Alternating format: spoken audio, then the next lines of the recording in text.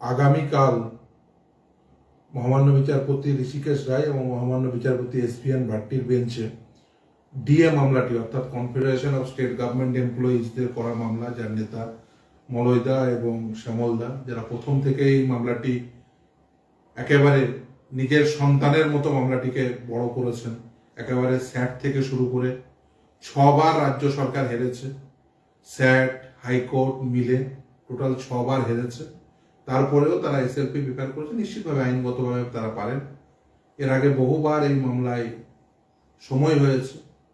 রাজ্য সরকারি কর্মচারীদের পক্ষ থেকে কনফেডারেশনের নেতা মলয়বাবু এবং শ্যামলদা উভয়েই এই মামলাটি যখনই আদালতে সুপ্রিম কোর্টে ওঠে তারা আসেন, আমরাও আসি। আগামীকাল কলকাতা থেকে যে সমস্ত মামলাগুলো দিল্লিতে এসছে, অর্থাৎ সে এসএসসি মামলা হোক, ওবিসি মামলা হোক বা ডিএ মামলা, 3টে মামলায় আছে, অত্যন্ত গুরুত্বপূর্ণ 3টে মামলা। এসএসসি মামলাটি প্রধান বিচারপতির বেঞ্চে, ওবিসি মামলাটি আছে এবং সঙ্গে ডিএ মামলাটি আছে। ডিএ মামলাটি আইটেম নাম্বার 45। আমরা আশা করছি যে সেই মামলাটি শুনানি হবে এবং মামলাটি শুনানি হলে আমরা নিশ্চিত, এর আগে 6 বার রাজ্য সরকার হেরেছে, এবারও আমরা নিশ্চিতভাবে আশা করি যে রাজ্য সরকারি কর্মচারীদের পক্ষেই এই রায় যাবে।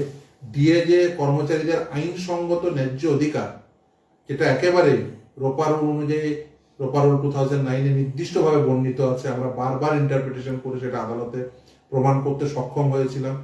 সিনিয়র অ্যাডভোকেট বিকাশ রঞ্জন ভট্টাচার্য তিনি বারবার আর্গুমেন্ট করে তিনি প্রতিষ্ঠা করেছিলেন। নিশ্চিতভাবে আমরা আবারও সফল হব এই আশা করি। মলয়দা আছেন, শ্যামলদা আছেন, যারা এই মামলা একেবারে প্রথম থেকে নিজের সন্তানের মতো এই মামলাটিকে নার্সিং করছেন। প্রথম থেকে একদম রাত জেগে জেগে এই মামলা তারা যখন তৈরি করেছে ব্রিফ, আমরা তখনও এই মলয়দা এবং শ্যামলদার যে এফোর্ট, সেই এফোর্ট নিশ্চিতভাবেই, এবং তার সঙ্গে প্রতিটি কর্মচারী, রাজ্য সরকারি কর্মচারীদের যে এফোর্ট, আশা করব সেটা সাকসেসফুল হবে। সর্বশেষ পর্যায়ের মামলা, আশা করব 6 বার রাজ্য সরকার হেরেছে, এবারও হারবে এবং রাজ্য সরকারি কর্মচারীরা আশা করব তারা তাদের ন্যায্য ন্যায়সঙ্গত অধিকার ফিরে পাবে। নমস্কার বন্ধু, দেখুন আমরা তো বহুবার প্রতিম শামীম এবং মলয় আপনাদের কাছে বলেছে। আমি শুধু একটা কথাই বলবো, 2018 সালের 31শে আগস্ট মহামান্য কলকাতা হাইকোর্ট যে রায়টা দিয়েছিলেন যে DA is a legally enforceable right of the employees, সেই রায়ের বিরুদ্ধে আজ পর্যন্ত পশ্চিমবঙ্গ সরকার কোনো এসএলপি দাখিল করেননি বা হাইকোর্টের হায়ার বেঞ্চে কোনো রকম সেই রায়ের বিরুদ্ধে আবেদন করেননি।